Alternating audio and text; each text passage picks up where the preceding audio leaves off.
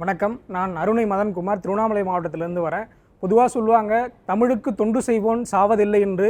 அதை மெய்ப்பிக்கும் விதமாக திராவிட மாடல் அரசு இன்றைக்கு பாவேந்தர் பாரதிதாசனினுடைய பிறந்த நாளை கொண்டாடும் விதமாக ஏப்ரல் 29 துவங்கி மே 5 வரை தமிழ் வார விழாவாக கொண்டாடினார்கள். கிட்டத்தட்ட தமிழகம் எங்கும் பட்டி தட்டு எங்கும் பல்கலைக்கழகம், கல்லூரி என எல்லா இடங்களிலும் பாவேந்தர் பாரதிதாசனுடைய புகழை பரப்பும் விதமாக தமிழ்நாடு எங்கும் அவரினுடைய நூற்றாண்டு விழா போல் அந்த விழாவை கொண்டாடியது.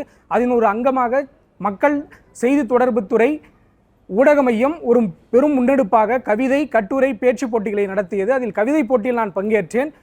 எந்த எழுத்து, எந்த பேச்சு, எந்த கவிதை திராவிட இயக்கத்தையும் தமிழ் சமூகத்தையும் வளர்த்தெடுத்ததோ அந்த எழுத்தை அடுத்த தலைமுறை கைகளில் கொண்டு போய் சேர்க்க வேண்டும் என்று செய்தி மக்கள் தொடர்புத்துறை ஊடக மையம் இந்த முன்னெடுப்பை எடுத்திருக்கிறது.